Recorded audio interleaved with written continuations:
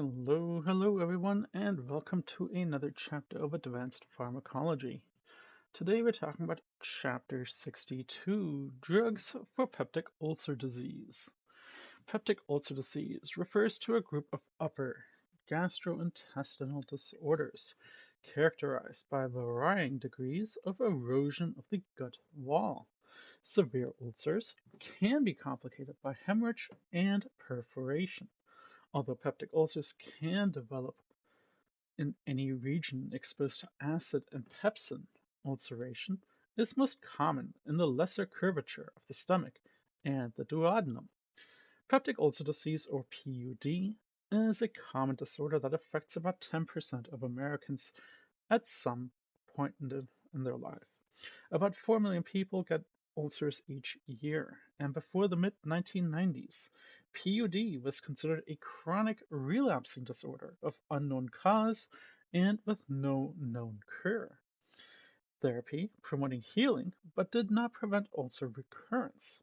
Today, thanks to the pioneering work of two Australians, Barry J. Marshall and J. Robin Warren, we know that most cases of PUD are caused by infection with Helicobacter pylori, and that eradication of this bacterium not only promotes healing, but also greatly reduces the chance of any kind of recurrence of PUD.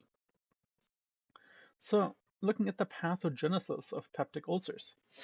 Peptic ulcers develop when there is an imbalance between the mucosal defense factors and aggressive factors.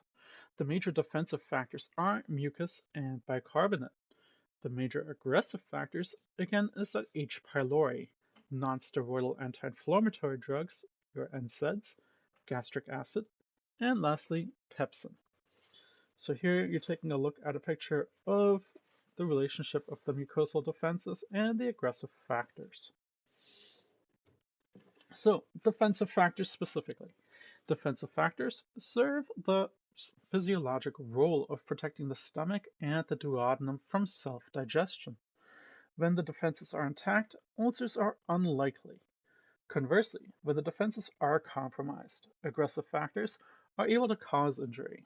Two important agents that weaken the defenses again are H. pylori and NSAID use. So, let's talk about the mucus then. Mucus is secreted continuously by cells in the GI mucosa, forming a barrier that protects the underlying cells from attack by acid and pepsin. The role of bicarbonate, therefore. Bicarbonate is secreted by the epithelial cells of the stomach and duodenum. Most bicarbonate remains trapped in the mucus layer, where it serves to neutralize any kind of hydrogen ions that penetrate the mucus. Bicarbonate, produced by the pancreas, is secreted into the lumen of the duodenum, where it neutralizes acid delivered from the stomach. Blood flow. Sufficient blood flow to cells of the GI mucosa is essential for maintaining mucosal integrity. If submucosal blood flow is reduced, the resultant local ischemia can lead to cell injury, thereby increasing vulnerability to attack by acid and pepsin. Prostaglandins. Prostaglandins play an important role in maintaining defense. These compounds stimulate secretion of mucus and bicarbonate, and they promote vasodilation, which helps maintain submucosal blood flow. They provide additional protection by suppressing secretion of gastric acid. So those were all the defenses. Now speaking about the aggressive factors. Again, the most important one here, the Helicobacter pylori. H. pylori is a gram-negative bacillus that can colonize the stomach and duodenum. By taking up residence in the space between the epithelial cells and the mucous barrier that protects these cells, the bacterium manages to escape destruction by acid and pepsin. When established, H. pylori can remain in the GI tract for decades. Although half of the world's population is infected with one form of H. pylori or another, most infected people never develop any kind of symptoms of peptic ulcer disease. Why do we think H. pylori causes PUD then? First, between 60 to 75% of patients with PUD have an H. pylori infection. Secondly, Duodenal ulcers are much more common among people with an H. pylori infection than among people who do not have H. pylori. And thirdly, the eradication of the bacterium always promotes ulcer healing. And fourth, the eradication of the bacterium minimizes ulcer reoccurrence. So 1 year recurrence rates approach 80% when H. pylori remains present, compared with the 10% when the organism is gone. Although the mechanism by which H. pylori promotes ulcers has not been firmly established, likely possibilities are the enzymatic degradation of the protective mucus layer, elaboration of the cytotoxin that injures mucous cells and infiltrates and infiltration of neutrophils and other inflammatory cells in response to the bacterium's presence. Also, H. pylori produces urease. Urease is an enzyme that forms carbon dioxide and ammonia from the urea in the gastric juice. Both compounds are potentially toxic to the gastric mucosa. In addition to its role in POD, H. pylori appears to promote gastric cancer. In fact, the bacterium has been declared a type 1 carcinogen by the International Agency for Research on Cancer. There's a strong association between H. pylori infection and the presence of gastric mucosa associated lymphoid tissue, lymphomas. Furthermore, among patients with a localized mucosa-associated lymphoid tissue, or MALT, lymphoma, eradicating H. pylori produces a tumor regression in 60 to 90% of cases. In one long-term study, treatment of H. pylori reduces the risk of gastric adenocarcinoma by up to 40% after 15 years. So, nonsteroidal anti-inflammatory drugs, your NSAIDs. NSAIDs are the underlying cause of many gastric ulcers and some duodenal ulcers. It's going to get discussed more in Chapter 55, but your aspirin and other NSAIDs inhibit the biosynthesis of prostaglandins. By doing so, they decrease submucosal blood flow, suppress secretion of mucus and bicarbonate, and promote the secretion of gastric acid. Furthermore, NSAIDs are known to irritate the mucosa directly. NSAIDs-induced ulcers are most likely with long-term, high-dose therapy. Gastric acid. Gastric acid is an absolute requirement for peptic ulcer generation. In the absence of acid, no ulcer will form. Acid causes ulcers directly by injuring the cells of the GI mucosa and indirectly by activating pepsin, a proteolytic enzyme. In most cases, acid hypersecretion by itself is insufficient to cause ulcers. In fact, in most patients with gastric ulcers, acid secretion is normal or reduced. And among patients with duodenal ulcers, only 1/3 produce excessive amounts of acid. From these observations, we can conclude that in most patients with peptic ulcers, factors in addition to acid must be involved. Sullinger-Ellison syndrome is the primary disorder in which hypersecretion of acid alone causes ulcers. This syndrome is caused by a tumor that secretes gastrin, a hormone that stimulates gastric acid production. The amount of acid produced is so large that it overwhelms mucosal defenses. Sullinger-Ellison syndrome is a rare disorder that accounts for only 0.1% of duodenal ulcers. Bringing us to pepsin. Pepsin is that proteolytic enzyme present in the gastric juice. Like gastric acid, pepsin can injure unprotected cells of the gastric and duodenal mucosa. And lastly, smoking. Smoking delays ulcer healing and increases the risk for recurrence. Possible mechanisms include the reduction of the beneficial effects of the anti-ulcer medications, reduced secretion of bicarbonate, and accelerated gastric emptying, which would deliver more acid to the duodenum. So, in summary, infection with an H. pylori is the most common cause of a gastric or duodenal ulcer. However, among people with peptic ulcer disease can be ascribed to H. pylori. Additional factors must be involved because more than 50% of the population harbors H. pylori, but only 10% develop ulcers.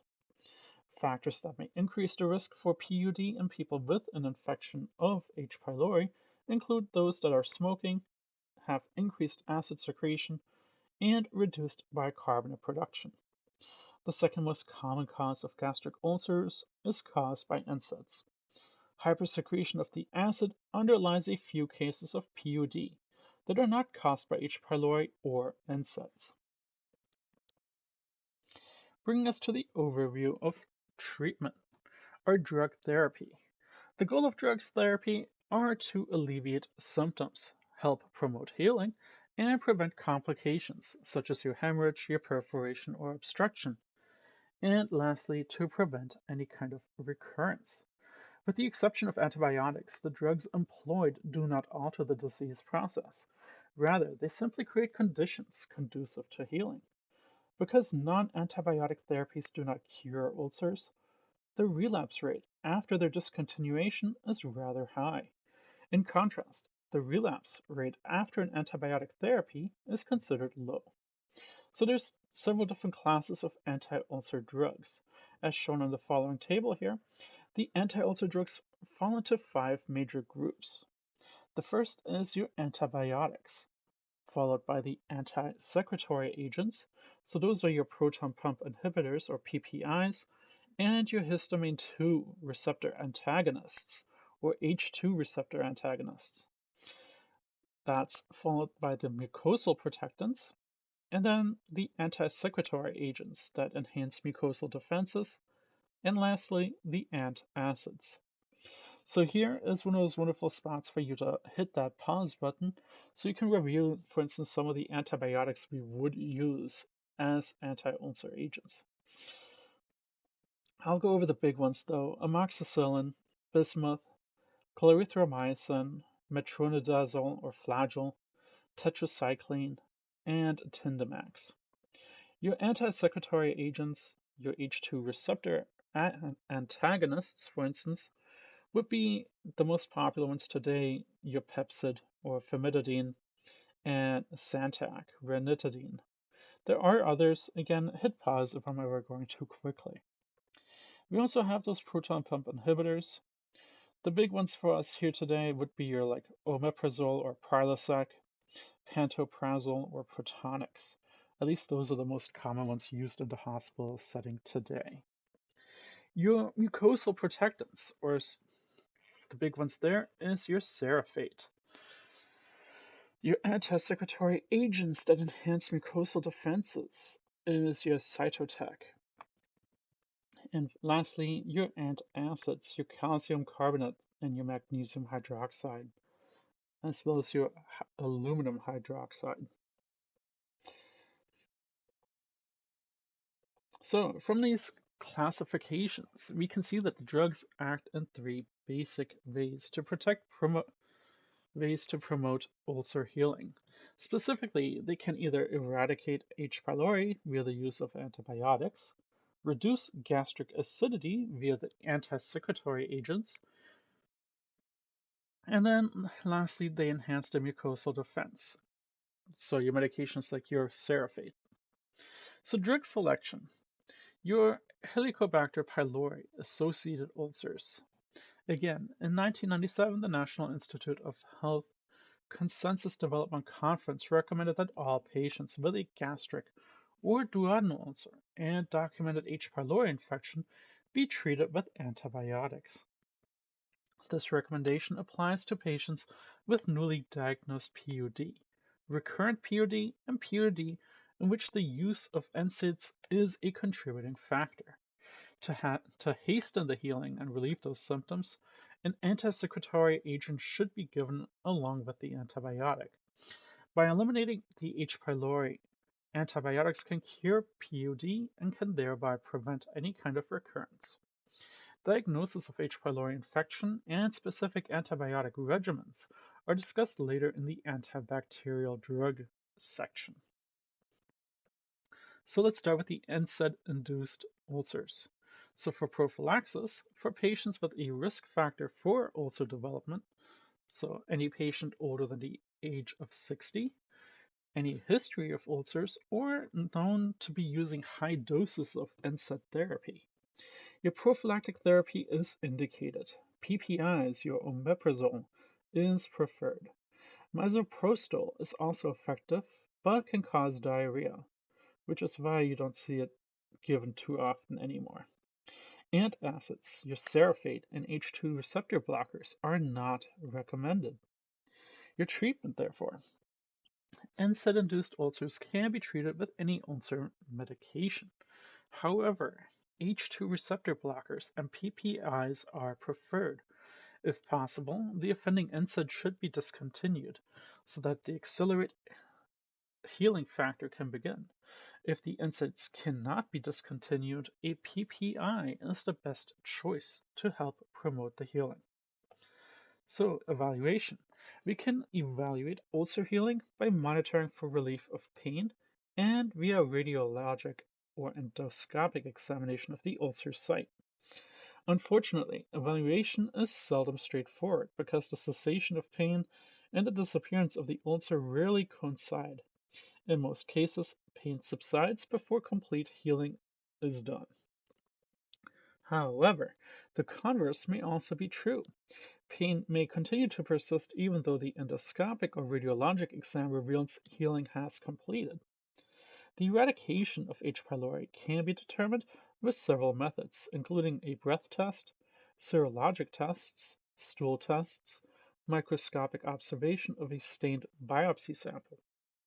A note about the effects of the drugs on pepsin. Again, pepsin is a proteolytic enzyme that can contribute to the ulcer formation. The enzyme promotes ulcers by breaking down protein in the gut wall. Like most enzymes, pepsin is sensitive to pH. As the pH rises from 1.3, which is the usual pH of the stomach, to about 2, peptic activity increases by a factor of 4. As the pH goes even higher, peptic activity begins to decline. At about a pH of 5, peptic activity drops below the baseline rate. When the pH exceeds to 6 or 7, pepsin undergoes irreversible inactivation. Because the activity of pepsin is pH dependent, drugs that elevate the gastric pH, so your antacids or your H2 antagonist or PPIs, can cause peptic activity to increase, thereby enhancing pepsin's destructive effect. For example, treatment that produces a 99% reduction in gastric acidity will cause pH to rise from a base level of 1.3 to 3.3. However, at the pH of 3.3, peptic activity again will significantly be increased. To avoid that activation of pepsin, drugs that reduce acidity should be administered in doses sufficient to raise the gastric pH above a 5. That brings us to the non-drug therapy. Optimal anti-ulcer therapy requires the implementation of non-drug measures in addition to drug therapy. So some of your non-drug measures include your diet. Despite commonly held belief, diet plays a minor role in ulcer management. The traditional ulcer diet, consisting of a bland food together with milk or cream, does not accelerate healing. Furthermore, there is no convincing evidence that caffeine-containing beverages, your coffee, tea, or colas, promote ulcer formation or interfere with any kind of recovery. A change in eating pattern may be beneficial. Consumption of 5 or 6 meals a day rather than 3 large ones can reduce the fluctuation in the intragastric pH and may thereby facilitate recovery. Other non-drug measures. Again, smoking is associated with an increased incidence of ulcers and also delays recovery. Accordingly, cigarettes should be avoided because of their ulcerogenic action. Aspirin and other NSAIDs also should be avoided by patients with PUD. The exception to this rule is the use of aspirin to prevent cardiovascular disease. In the low doses employed, aspirin is only a small factor in PUD. There are no hard data indicating that alcohol contributes to PUD. However, if the patient notes a temporal relationship between alcohol consumption and an exacerbation of the symptoms, then alcohol should be stopped. Many people feel that reduction of stress and anxiety may also encourage ulcer healing. However, again, there is no good evidence that indicates that this is true. Which brings us to the antibacterial drugs. Antibacterial drugs should be given to all patients with gastric or duodenal ulcers and confirmed infection with H. pylori. Antibiotics are not recommended for asymptomatic individuals who test positive for H. pylori. Your antibiotics employed, therefore. The antibiotics employed most often, again, are your clarithromycin, amoxicillin, bismuth, flagyl, and tetracycline. None is effective alone. Furthermore, if these drugs are used alone, the risk of developing a resistance is markedly increased. So, let's start with that first one. Clarithromycin. Clarithromycin, also known as Biaxin, suppresses the growth of H. pylori by inhibiting the protein synthesis. In the absence of resistance, treatment is highly effective. Unfortunately, the rate of resistance is rising, exceeding 20% in some clinical areas. The most common side effect of clarithromycin include nausea, diarrhea, and a distortion of taste. The basic pharmacology of clarithromycin is going to get discussed in chapter 71. Which brings us to amoxicillin.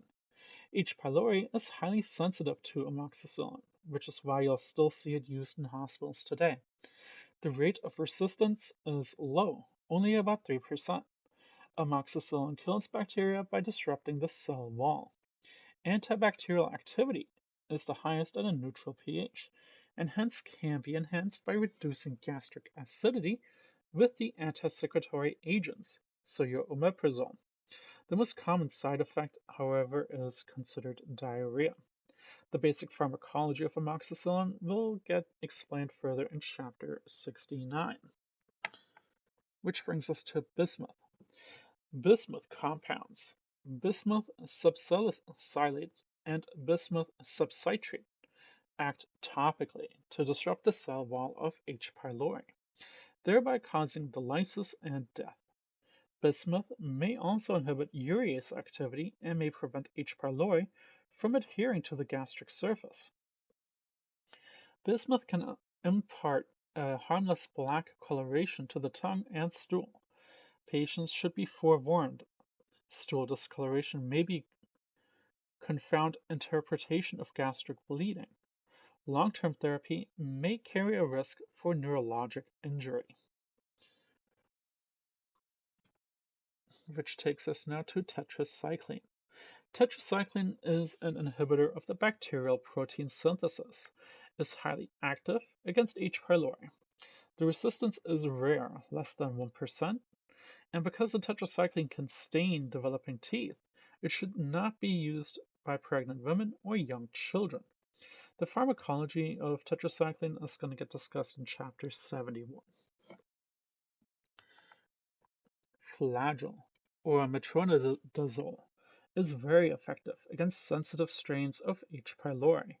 Unfortunately, more than 40% of the strains are now resistant. The most common side effects are nausea and headache. A disulfiram-like reaction can occur if flagyl is used with alcohol, and hence alcohol must be avoided when you take flagyl. Flagyl should not be taken during pregnancy, and flagyl will be discussed more in chapter 81. And lastly, Tindamax, or tinidazole, is very similar to flagyl and shares that drug's adverse effects and interactions. Like flagyl, tinidazole can cause a disulfiram-like reaction and again should not be given with alcohol. The basic pharmacology of Tindamax or tinidazole will be discussed in chapter 81. So, antibiotic regimen. Again, in 2007, the American College of Gastroenterology issued updated guidelines for managing H. pylori infections. To help minimize the emergence of the resistance, the guidelines recommend using at least 2 antibiotics and preferably 3. An anti-secretory agent, a PPI, or histamine 2 receptor antagonist, should be included as well. So, the eradication rates are good with a 10-day course and slightly better with a 14-day course. The following table, 62.2, presents 4 ACG recommended regimens. In regions where resistance to clarithromycin is low, below 20%, the preferred treatment is clarithromycin-based triple therapy, consistent of clarithromycin plus amoxicillin plus a PPI. For patients with a penicillin allergy, flagyl can be substituted for amoxicillin. In regions where resistance to clarithromycin is considered high or above 20%, the preferred regimen is bismuth-based quadruple therapy, consisting of bismuth, subsalicylate, plus flagyl plus tetracycline, all three combined with a PPI or an H2RA. For patients who can't use a triple therapy or quadruple therapy, sequential therapy is an option.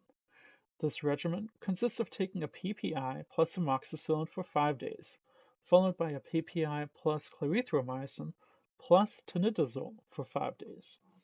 At this time, the efficacy of a sequential therapy in North America hasn't really been studied or been established yet. So again, here is the first line regimen for eradicating H. pylori. It's an excellent spot to hit pause, especially for those of us who have upcoming assignments that may require treatment for PUD. For several reasons, compliance with antibiotic therapy can be difficult. First, antibiotic regimens are complex, requiring the patient to ingest as many as 12 pills a day. Second, side effects, especially that nausea and diarrhea, are common. Thirdly, a course treatment is somewhat expensive. However, it costs much less to eradicate H. pylori with antibiotics than it does to treat ulcers over and over again with traditional anti-ulcer drugs, which merely promote the healing without eliminating the cause. Bringing us to the histamine 2 receptor antagonists, also known as H2RAs. H2RAs are effective drugs for treating gastric and duodenal ulcers. These agents promote ulcer healing by suppressing secretion of gastric acid. 4 H2RAs are available: cimetidine, ranitidine, famotidine, and nizatidine. All 4 are equally effective, and serious side effects are relatively uncommon.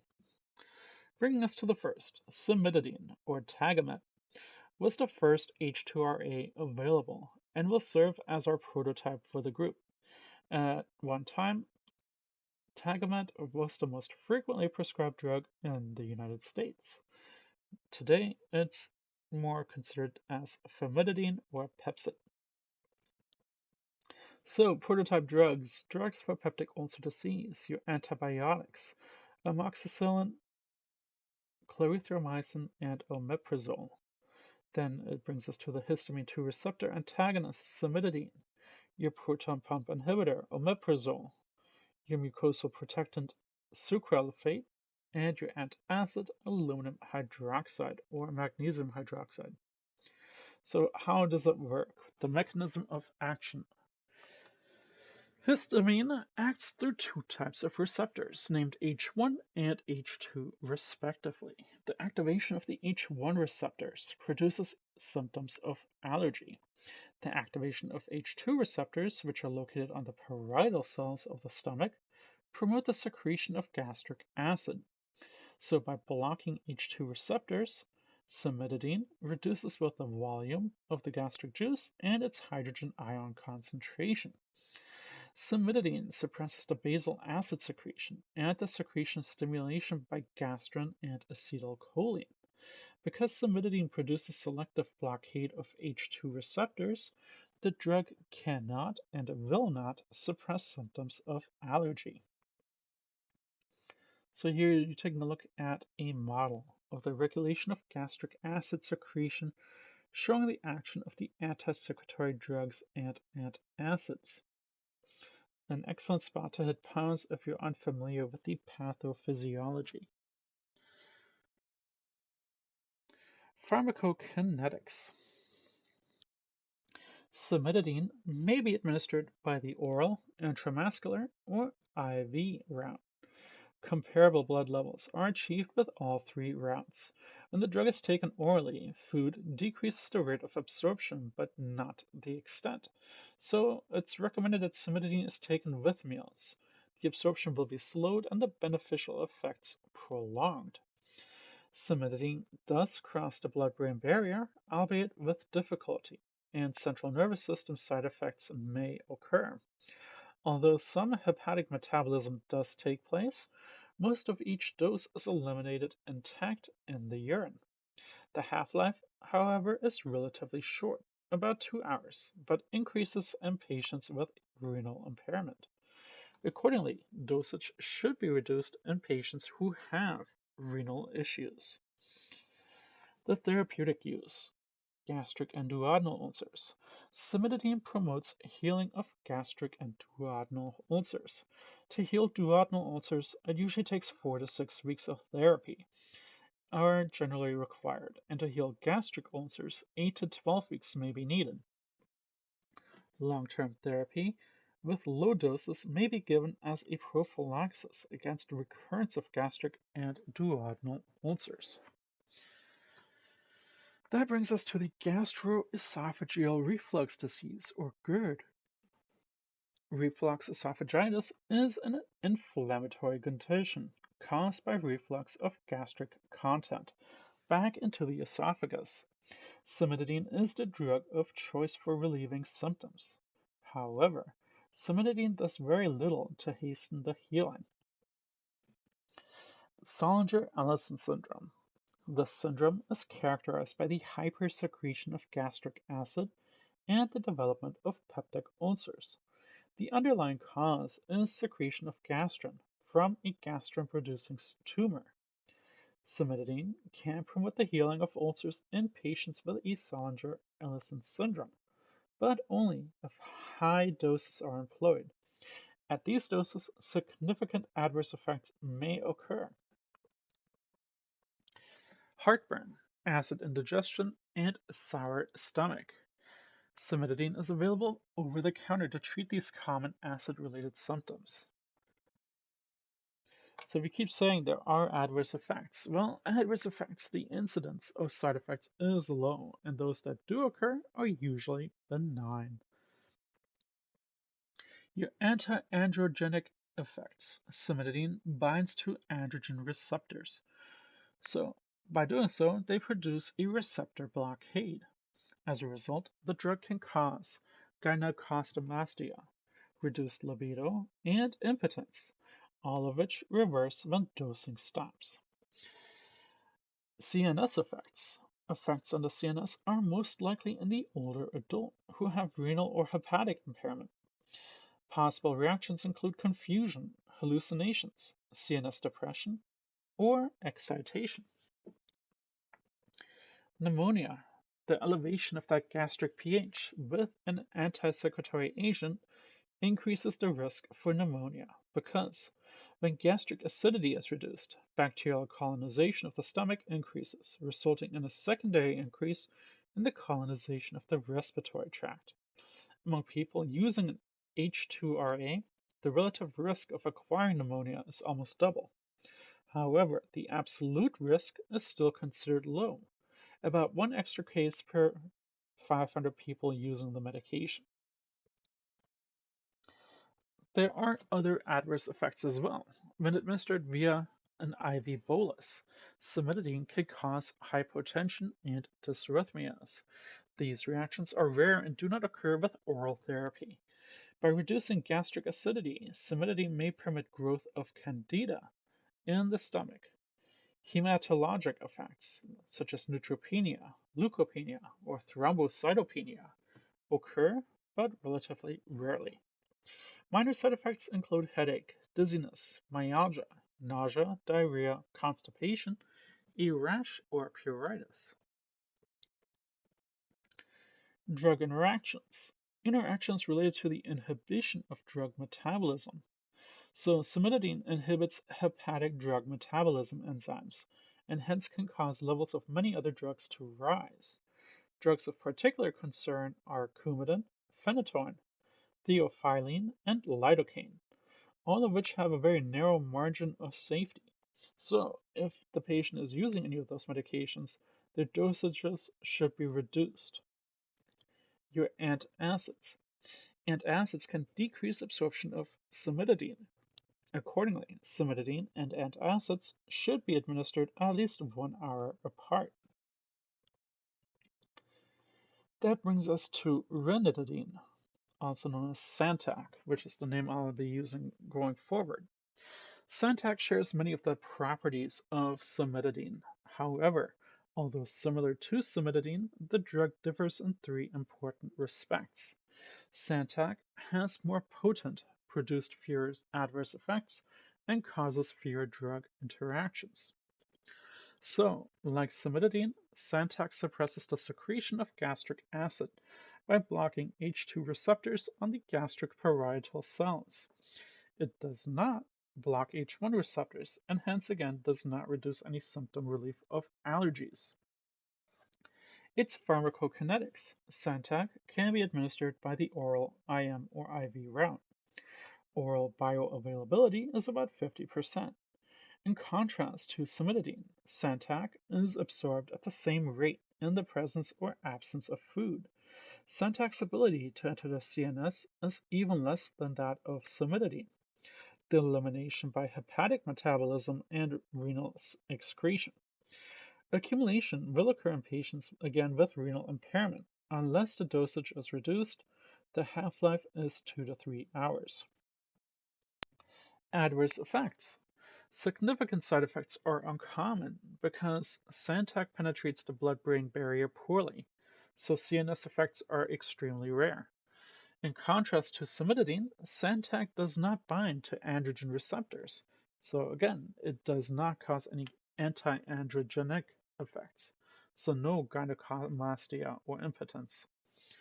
Elevation of gastric pH may increase, again, the risk for pneumonia. So Santac's drug interactions, therefore, has few drug interactions. In contrast to cimetidine, Santac is a weak inhibitor of hepatic drug metabolizing enzymes, and therefore does not greatly depress metabolism of other drugs. Antacids have a small effect on Santac absorption.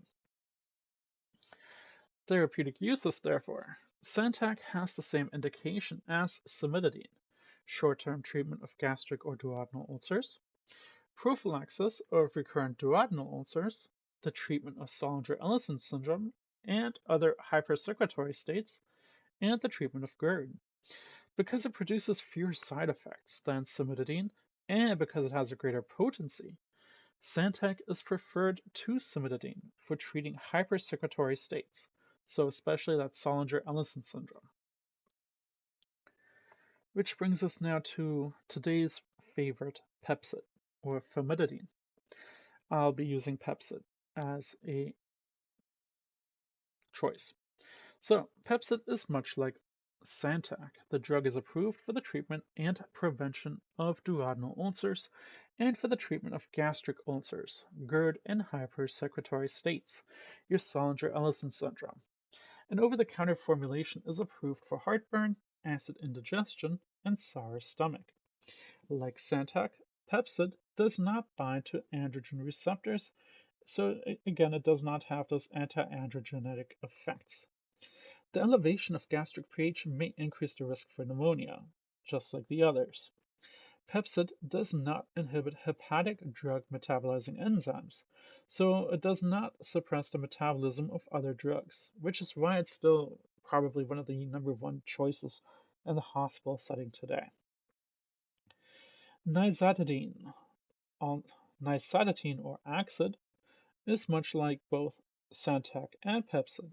The drug is used to treat and prevent duodenal ulcers and to treat gastric ulcers, GERD, heartburn, acid indigestion, and sour stomach. Like Santac and Pepcid, nizatidine does not have anti-androgenic effects, and does not inhibit the metabolism of other drugs. The elevation of gastric pH again may cause an increased risk for pneumonia. Which brings us to proton pump inhibitors, or PPI. The PPI are the most effective drugs we have for suppressing gastric acid secretion. Indications include gastric and duodenal ulcers and GERD.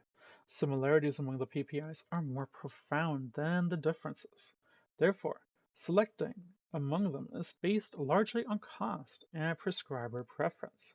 Although PPIs are generally well tolerated, they can increase the risk for serious adverse events, including fractures, pneumonia, acid rebound, and possibly intestinal infection with Clostridium difficile, also known as C. diff.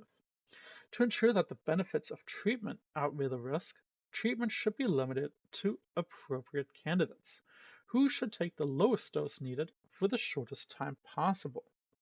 So, we'll start with omeprazole, or Prilosec, which was the first PPI available and will serve as our prototype for the group. Acid suppression is greater than with the H2RAs. Side effects from short-term therapy, however, are minimal. So, what is its mechanism of action? Omeprazole is a prodrug that undergoes conversion to its active form within the parietal cells of the stomach. The active form then causes irreversible inhibition of hydrogen potassium ATPase, or the proton pump, the enzyme then that generates the gastric acid. Because it blocks the final common pathway of gastric acid production, omeprazole can inhibit basal and stimulate acid release. A single 30 milligram oral dose reduces acid production by 97% within 2 hours. Because of that inhibition of the ATPase is not reversible, effects persist until a new enzyme is synthesized. Partial recovery occurs 3 to 5 days after stopping treatment. Full recovery may take a couple weeks. So, it's pharmacokinetics. After an oral dose, about 50% of the drug reaches the systemic circulation. Omeprazole undergoes hepatic metabolism followed by renal excretion. The plasma half-life is short, only about 1 hour. However, because omeprazole acts by irreversibly enzyme inhibition, effects persist long after the drug has left the body. Omeprazole is acid labile and hence must be protected from stomach acid. To accomplish this, the drug is formulated in a capsule that contains protective enterocotic granules. The capsule dissolves in the stomach, but the granules remain intact until they reach the relatively alkaline environment of the duodenum. Its therapeutic use. Omeprazole is approved for short-term therapy of duodenal ulcers, gastric ulcers, erosive esophagitis, and GERD, and for the long-term therapy of the hypersecretory conditions, again, Solinger-Ellison syndrome. Except for therapy of hypersecretory states, treatment should be limited to 4 to 8 weeks. In hospitals, omeprazole and other PPIs are widely used to prevent stress ulcers. However, about 2/3 of patients who receive these PPIs don't really need them. Ulcer prophylaxis is indicated only for patients in intensive care units, and then only if they have additional risk factors, such as multiple trauma, spinal cord injury, or prolonged mechanical ventilation for more than 48 hours. General medical and surgical patients are a low risk for stress ulcers, and therefore should be put on PPIs for prophylaxis. How does omeprazole compare with other H2RAs then? Well, omeprazole and other PPIs reduce 24-hour acid secretion by 90%, compared with the 65% for H2RAs. Also, PPIs act faster than H2RAs to reduce gastric acidity and relieve ulcer symptoms. Patients who fail to respond to an H2RA can often benefit from a PPI. GERD is a common disorder characterized by heartburn and acid regurgitation. The disease is formally defined by the presence of troublesome symptoms or complications caused by passage of gastric content into the esophagus. Among American adults, heartburn develops in 44% at least once a month, in 14% at least once a week, and in up to 7% every day. GERD is also common among children. GERD is associated with a wide range of symptoms and complications. On the basis of endoscopic examination, patients fall into two major groups: those with erosive esophagitis and those with non-erosive reflux disease. Erosive esophagitis is characterized by breaks in the esophageal mucosa. In contrast, mucosal breaks are absent in people with NERD, or non-erosive reflux disease. Less than 50% of patients with GERD have the erosive form. Complications of erosive GERD include difficulty swallowing, painful swallowing, esophageal strictures, ulcers, GI bleeding, anemia, and persistent vomiting. Erosive GERD can lead to esophageal adenocarcinoma and Barrett's esophagus, a pre-malignant condition that can evolve into adenocarcinoma. The primary problem is inappropriate relaxation of the lower esophageal sphincter, a ring of smooth muscle that normally prevents reflux of gastric acid. In people with GERD, the lower esophageal sphincter undergoes frequent transient relaxation, thereby allowing pressure in the stomach to force gastric content up into the esophagus. Other factors that contribute to GERD include obesity, a hiatal hernia, delayed gastric emptying, and impaired clearance of gastric acid from the esophagus. Of note, Helicobacter pylori,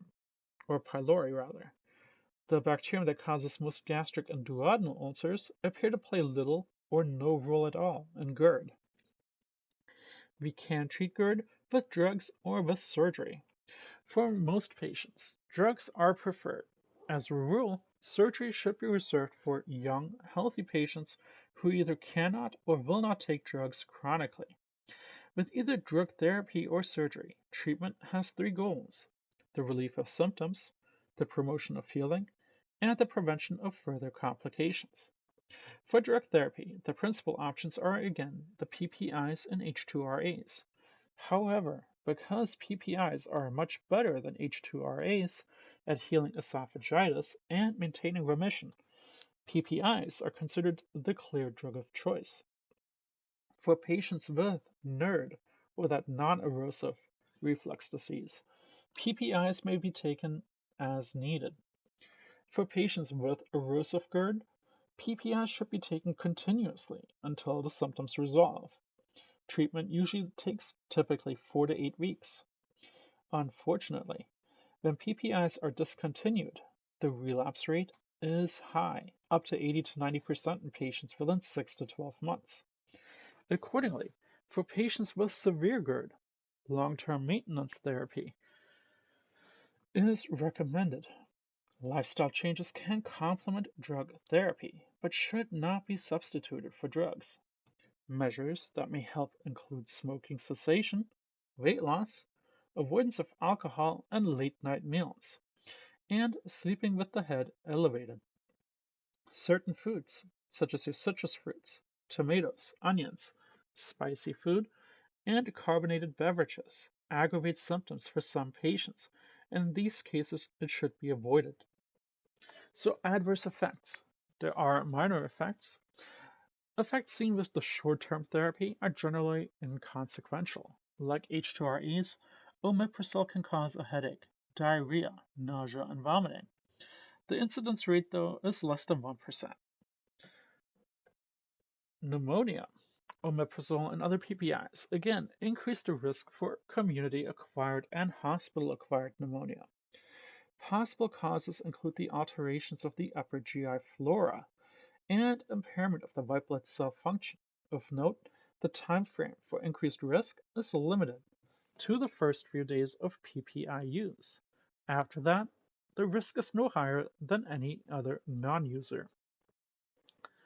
Fractures. Long-term therapy, especially in high doses, increases the risk for osteoporosis and fractures by reducing acid secretion, which may decrease absorption of calcium. However, the risk appears to be low. For example, only one extra hip fracture would be expected for each 1200 patient or 1200 patients. To minimize fracture risk, however, treatment should use the lowest dose needed for the shortest duration possible. Also, patients should be encouraged to maintain adequate intake of calcium and vitamin D. Rebound acid hypersecretion. When the patients stop taking those PPIs, they often experience dyspepsia brought on by the rebound hypersecretion of the gastric acid. Acid rebound can be minimized by using PPIs in the lowest effective dose for the shortest time needed and by tapering the dose when stopping treatment. Dyspepsia can be managed with an antacid and perhaps with an H2RA. Acid rebound can persist for several months after the PPI is discontinued. Hypomagnesia. Hypomagnesia. With long-term use, PPIs can lower magnesium levels, perhaps by reducing intestinal magnesium absorption. In several cases, serum magnesium may drop below 1. Symptoms include tremors, muscle cramps, seizures, and dysrhythmias. The risk for hypomagnesemia is increased by other drugs that lower magnesium, especially those thiazide and loop diuretics. Low magnesium can be treated with oral magnesium, so your Slomag or Magox. Severe cases may require IV magnesium replacement. If magnesium levels remain low, the patient may need to be switched to an H2 blocker. After PPI withdrawal, magnesium levels usually normalize within 2 weeks. For long-term PPI therapy, consider measuring magnesium at baseline and periodically thereafter. Diarrhea. In retrospective observational studies, omeprazole and other PPIs have been associated with a dose-related increase in the risk for infection with C. difficile, a bacterium that causes severe diarrhea. Patients experiencing diarrhea while taking omeprazole or other PPIs should be reported immediately to their healthcare provider for testing. Bringing us to drug interactions. By elevating gastric pH, omeprazole and other PPIs can significantly reduce absorption of atazanavir or Reataz, diloverdine or Rescriptor, and nalfinaravir or Viracept. All of those are used to treat HIV and AIDS. These drugs should not be combined with a PPI, and reducing gastric pH can also decrease the absorption of two antifungal agents, your ketoconazole and your itraconazole. And then speaking on Plavix. Omeprazole and other PPIs can reduce the adverse effects of Plavix, but may also reduce its beneficial effects. Plavix is an antiplatelet drug used to decrease thrombotic events. Unfortunately, by suppressing platelet aggregation, the drug can promote gastric bleeding. To reduce the risk of GI bleeding, Plavix is often combined with a PPI.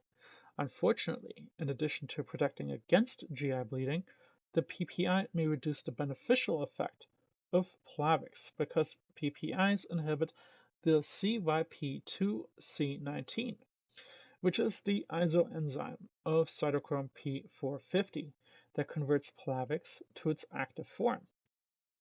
So there's the dilemma. If Plavix is used alone, there's an increased risk for GI bleeding. However, if Plavix is combined with a PPI, the risk for GI bleeding will be reduced, but the antiplatelet effect may be reduced as well. After considering the available evidence, 3 organizations, the American College for Cardiology, the American Heart Association, and the American College of Gastroenterology, issued a consensus document on the problem. This document concludes that although PPIs may reduce the antiplatelet effect of Plavix, there's no evidence that the reduction is large enough to be clinically relevant.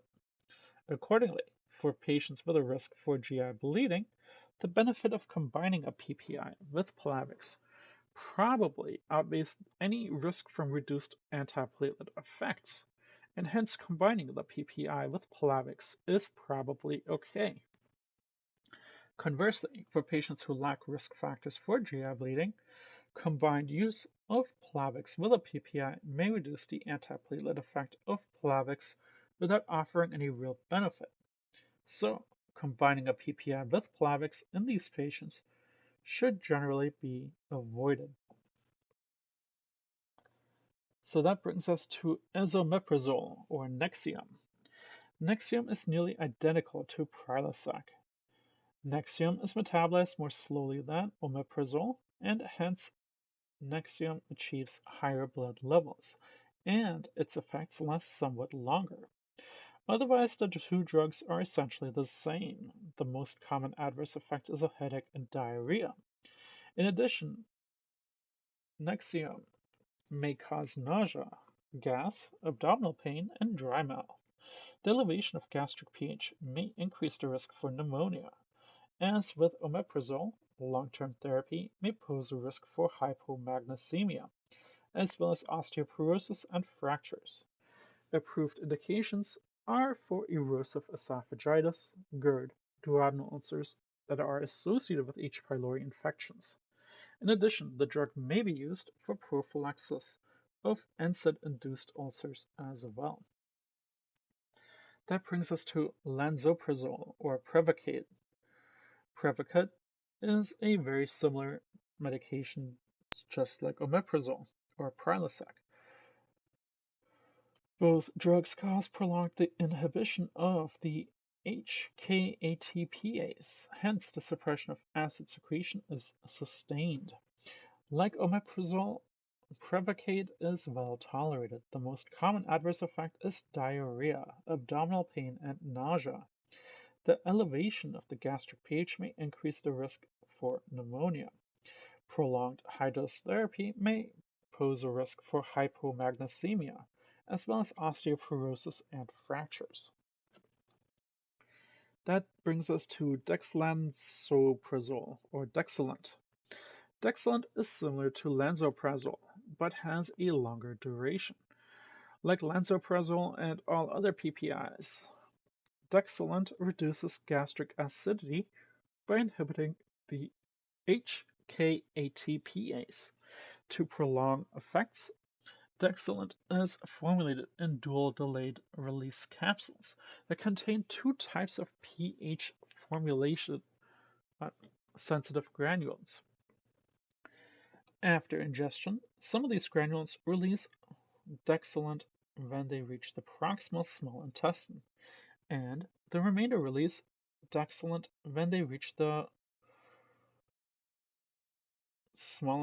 the distal portion of the small intestine. Sorry, I lost my spot there.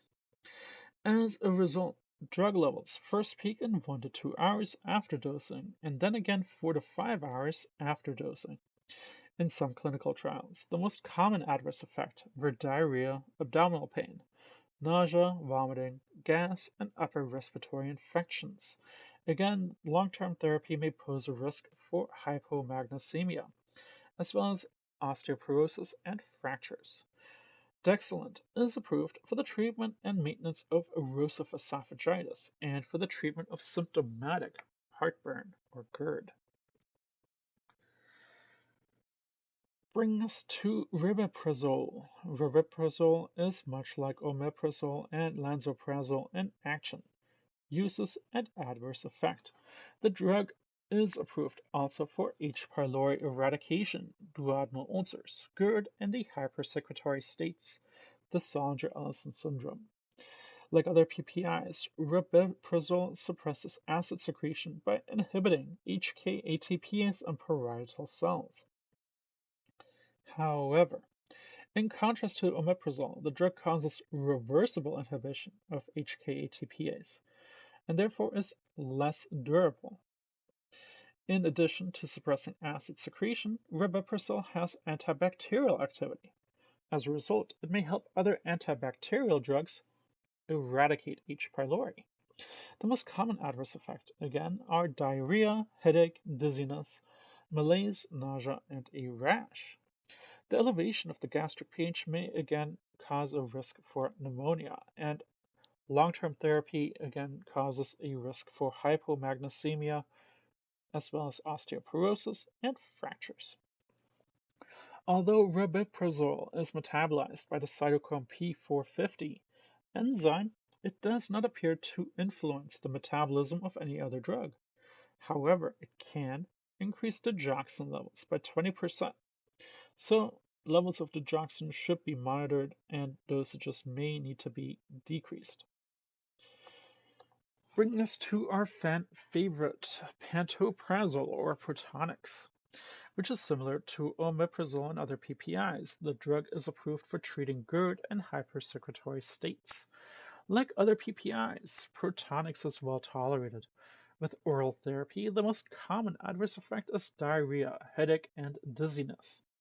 The elevation of gastric pH may cause a risk for pneumonia, and long-term therapy poses a risk for hypomagnesemia, as well as osteoporosis and fractures. Protonix does not affect cytochrome P450 enzymes and do not have the metabolic effects therefore on other medications. Leading us to other anti-ulcer drugs. Uricaraphate or sucralfate is an effective anti-ulcer medication, notable for minimal side effects and lack of significant drug interactions. The drug promotes ulcer healing by creating a protective barrier against acid and pepsin. Carafate has no acid neutralizing capacity and does not decrease acid secretion. So how does that work? Carafate is a complex substance composed of sulfated sucrose and aluminum hydroxide. Under mildly acidic conditions, a pH less than 4, carafate undergoes polymerization and cross-linking reactions. The resultant product is a viscid and very sticky gel that adheres to the ulcer crater, creating a barrier to the back diffusion of hydrogen ions, pepsin, and bile salts. Attachment to the ulcer appears to last up to about 6 hours, which is why we dose it in the hospital every 6 hours. Pharmacokinetics. The carafate is administered orally, and systemic absorption is minimal, only 3 to 5%, and about 90% of each dose is eliminated in the feces. Its therapeutic effect, or use rather. Carafate is approved for the acute therapy and maintenance therapy of duodenal ulcers. Rate of healing are comparable to those achieved with cimetidine. Controlled trials indicate that carafate can also promote the healing of gastric ulcers. Adverse effects. Carafate has no known serious adverse effects. The most significant side effect is constipation, which occurs in 2% of patients. Because carafate is not absorbed, systemic effects are absent. Your drug interactions. Interactions with other drugs are minimal by raising gastric pH above a 4, and acids may interfere with cerafate's effects. This interaction can be minimized by administering these drugs at least 30 minutes apart. Carafate may impede the absorption of some drugs, including phenytoin, theophylline, digoxin, warfarin, and fluoroquinolone antibiotics, so your ciprofloxacin or norfloxacin. These interactions can be minimized by administering carafate at least 2 hours apart from other drugs. Which brings us to misoprostol.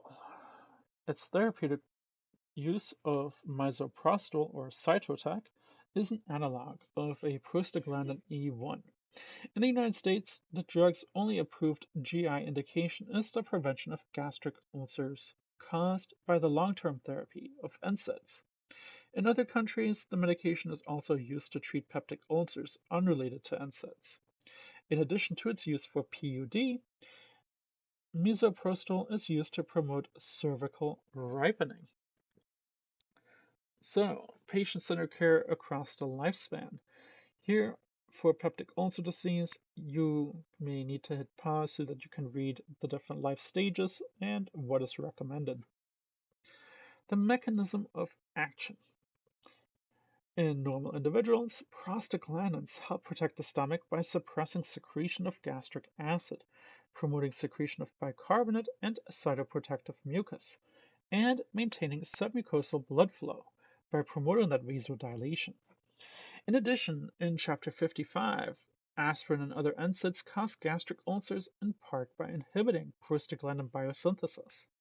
Misoprostol prevents that NSAID-induced ulcer by serving as a replacement for that endogenous prostaglandin. However, there are adverse effects. The most common reactions are dose-related diarrhea, anywhere between 13 and 40% of individuals, and abdominal pain, 7 to 20%. Some women experience spotting and dysmenorrhea, leading us to a black box warning of misoprostol in pregnancy. Misoprostol is contraindicated during pregnancy. The drug is classified in FDA Pregnancy Risk Category X. The risk of use by pregnant women clearly outweighs any possible benefit. Because prostaglandins stimulate uterine contractions, use of misoprostol during pregnancy has caused partial or complete expulsion of the developing fetus. So, misoprostol is classified by the FDA as, again, a pregnancy risk category X. If a woman of childbearing age are to use misoprostol, they must 1. Be able to comply with birth control measures, 2. Be given oral and written warnings about the dangers of the medicine, have a negative serum pregnancy test within the past 2 weeks before starting therapy, and begin therapy only on the second or third day of the next normal menstrual cycle. Leading us to our antacids. Antacids are alkaline compounds that neutralize stomach acid. Their principal indications are PUD and GERD. Beneficial actions. Antacids react with gastric acid to produce neutral salts or salts of low acidity. By neutralizing acid, these drugs decrease destruction of the gut wall. In addition, if treatment raises gastric pH above a 5, these drugs will reduce pepsin activity as well. Antacids may also enhance mucosal protection by stimulating production of prostaglandins. These drugs do not coat the ulcer crater to protect it from the acid and pepsin. With the exception of the sodium bicarbonate, antacids are poorly absorbed and therefore do not alter systemic pH. Therapeutic use. Peptic ulcer disease, for instance. The primary indication for antacids is for peptic ulcer disease. Rates of healing are equivalent to those achieved of an H2RA. In the past, antacids were the mainstay of anti-ulcer therapy. However, these drugs have largely been replaced with newer options, again, your H2RAs, your PPIs, and Serafate, that are equally effective and more convenient to administer and cause fewer side effects. However, there are other uses. Antacids are administered before anesthesia to prevent aspiration pneumonitis. In addition, they can provide prophylaxis against stress-induced ulcers. For patients that have GERD, antacids can produce symptomatic relief, but they do not accelerate any healing. Although the antacids are used widely by the general public to relieve symptoms of dyspepsia, heartburn, or acid indigestion, there's no controlled studies that demonstrate that there's efficacy in any of these conditions. Therefore, its dosage and formulation. Dosage. The objective of peptic ulcer therapy is to promote healing and not simply to relieve pain. Consequently, antacids should be taken on a regular schedule, not just in response to any kind of discomfort. In the usual dosing schedule, antacids are administered 7 times a day, 1 to 3 hours after each meal and at bedtime. To provide maximal benefit, treatment should elevate gastric pH above a 5. At this pH, there is an inhibition of pepsin activity, in addition to nearly complete neutralization of acid. Antacids are inconvenient and unpleasant to ingest. making adherence very difficult, especially in the absence of any pain. Patients should be encouraged to take the medication as prescribed, even after symptoms are gone. The formulation, therefore. Antacids are available in tablet and liquid formula. Antacid tablets should be chewed thoroughly and followed with a glass of water or milk. Liquid preparations should be shaken before dispensing. As a rule, liquids are more effective than tablets. Adverse effects: constipation or diarrhea. So you get both ends. Most antacids affect the bowel in some form. Some promote the constipation, whereas others promote diarrhea. Those that cause constipation would be your aluminum hydroxide, while magnesium hydroxide would cause diarrhea. Effects on the bowel can be minimized by combining an antacid that promotes constipation with one that promotes diarrhea. Patients should be taught to adjust the dosage of one agent or the other to normalize bowel function. Sodium loading.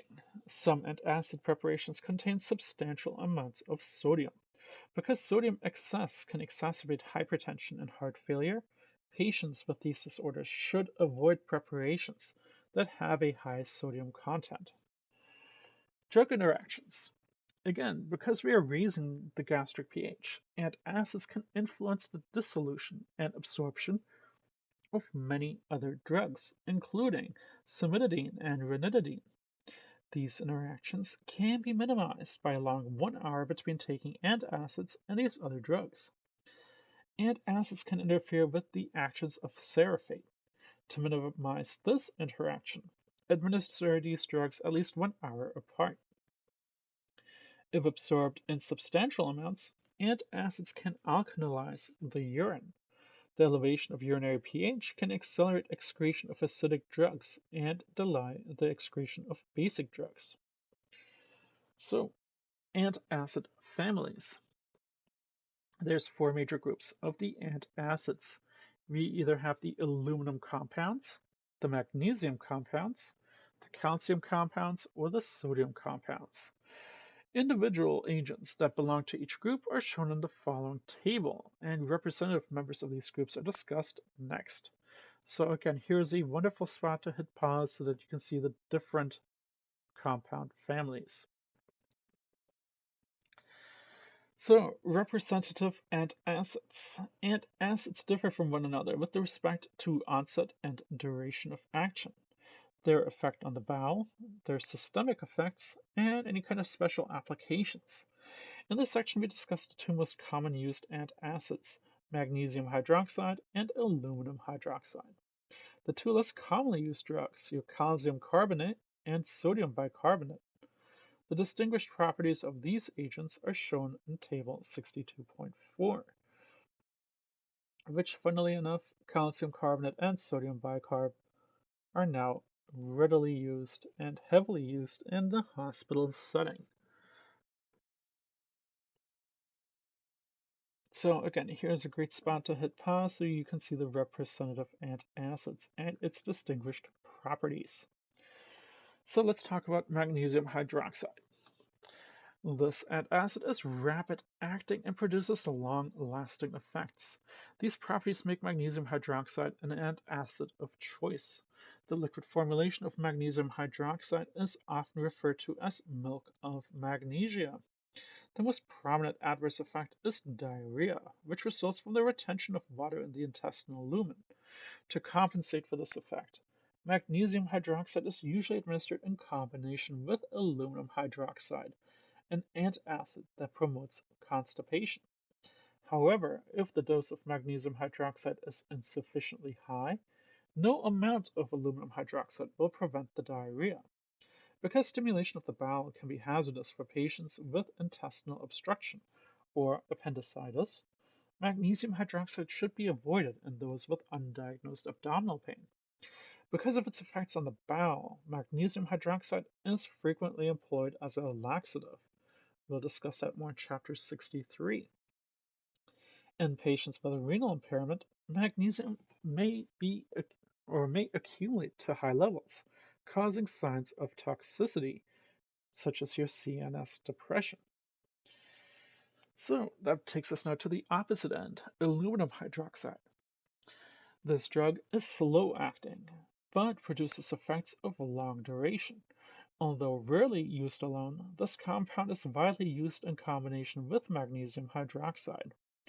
Aluminum hydroxide preparation contains significant amounts of sodium. Appropriate caution should be exercised. The most common adverse effect is constipation. Aluminum hydroxide absorbs a variety of compounds, binding of certain drugs, such as your tetracyclines, your Coumadin, and digoxin, and may reduce their effects. Aluminum hydroxide has a high affinity for phosphate. By binding with phosphate, the drug can reduce phosphate absorption and can thereby cause hypophosphatemia. Aluminum hydroxide can also bind to pepsin, which may facilitate ulcer healing. Bringing us to calcium carbonate. Calcium carbonate, like magnesium hydroxide, is rapid acting and produces effects of long duration. Because of these properties, calcium carbonate was once considered the ideal antacid. However, because of concerns about acid rebound, the stimulation of acid secretion, the use of calcium carbonate has declined. The principal adverse effect is constipation, which can be overcome by combining calcium carbonate with magnesium-containing antacids. Calcium carbonate releases carbon dioxide in the stomach and can thereby cause eructation or belching and flatulence. Rarely systemic absorption is sufficient to produce the milk alkali syndrome, a condition characterized by hypercalcemia, metabolic alkalosis, soft tissue calcification, and impaired renal function. The palatability of calcium carbonate is low and can detract from adherence. So, combo packs. 3 combo packs. Omeclamox pack, Pylera, and Pref pack are available for treating H. pylori-associated ulcers. The purpose of these packs is to simplify the purchase and administration of drugs for triple or quadruple therapy of PUD.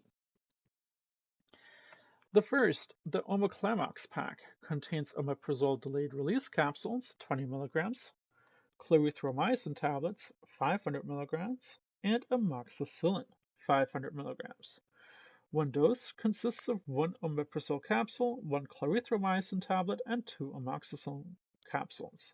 The patient should take these medications before meals. Pylera. Pylera consists of capsules that contain 3 drugs: bismuth subcitrate potassium, 140 milligrams, flagyl, 125 milligrams, and tetracycline, 125 milligrams. Again, one dose consists of the 3 capsules, and patients take 4 of such doses a day, along with omeprazole. Pref pack. The Pref pack contains lansoprazole or Prevacid capsules, 30 milligrams, amoxicillin, 500 milligrams, and clarithromycin, 500 milligrams.